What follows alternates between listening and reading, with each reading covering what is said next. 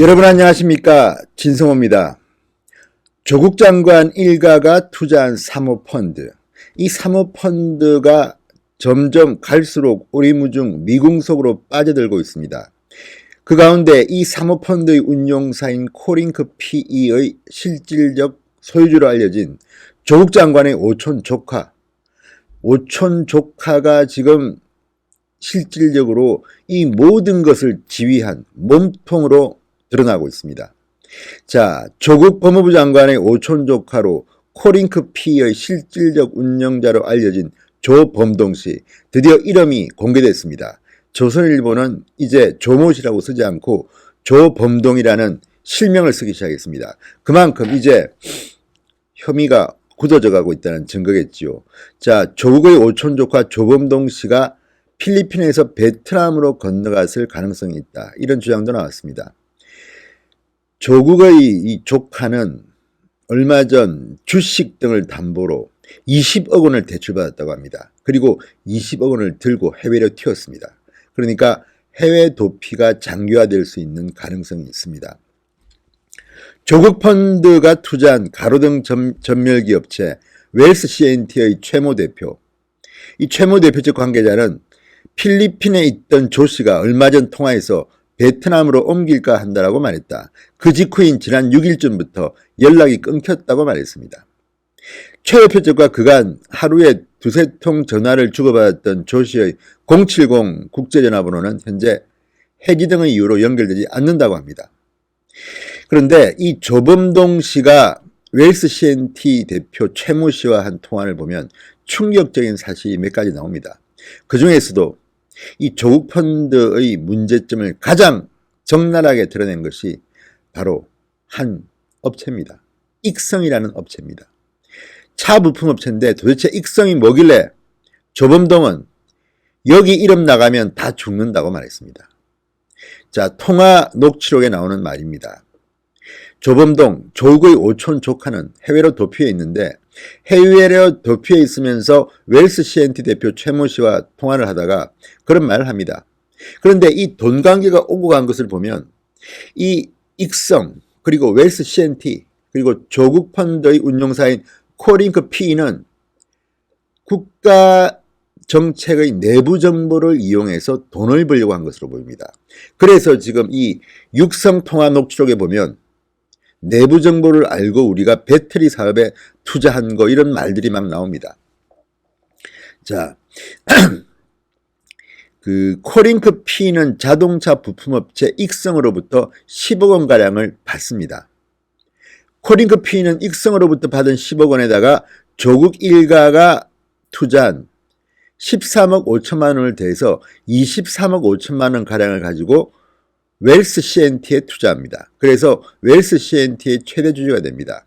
웰스 CNT는 이 중 13억 원 가량을 익성 자회사인 2차전지 âm극재 생산업체 IFM에 투자합니다. 그러니까 투자 받고 투자하고 굉장히 복잡합니다. 그렇지만 중요한 것은 익성의 자회사인데 2차전지 제작업체 IFM에 웰스 CNT가 투자를 합니다. 그리고 나머지 10억 5천만 원 중 7억 3천만 원은 익성 이모 회장한테 돌려줍니다.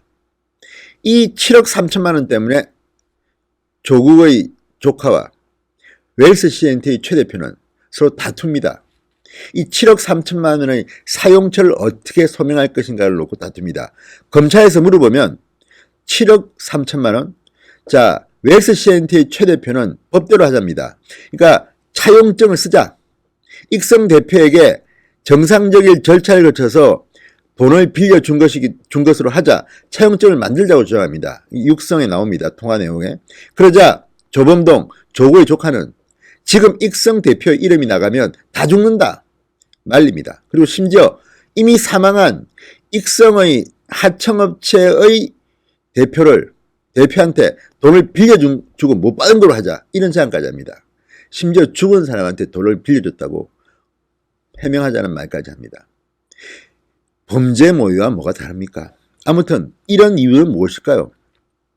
자, 두 사람이 지금 웰스 CNT와 익성의 관계를 애써 숨기려고 하는 이유는 무엇일까요? 자, 조선일보는 여기에 대해서 현 정부의 배터리 육성 정책을 미리 알고 선점하려 한 게 아닌가 의심한다고 합니다. 문재인 정부는 지난 2017년 7월 국정운영 5개년 계획을 발표하면서 친환경 미래에너지 발굴 육성 방안을 포함시켰습니다. 이 가운데 2020년까지 공공기관에 ESS 에너지 저장 장치를 의무 설치하겠다는 내용이 나오는데 이게 바로 2차 전지를 의미한다고 합니다. IFM은 놀랍게도 문재인 정부의 국정운영 계획이 발표되기도 전에 2017년 6월에 설립됩니다. 조범동 씨, 조국의 조카 역시 최 대표와의 통화에서 IFM에 투자가 들어갔다고 하면 배터리 육성 정책에 맞물려 들어간다. 배터리 육성에 투자한 거 아니냐. 완전히 빼도 박도 못하는 상황이 된다. 이렇게 말합니다.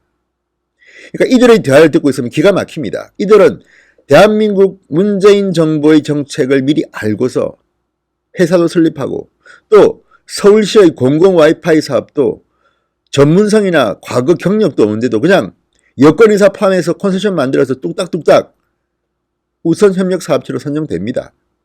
이런 것들을 보면 도대체 조국과 관련된 이 펀드와 이 관련된 회사들은 어떻게 이렇게 정보에 민감할까?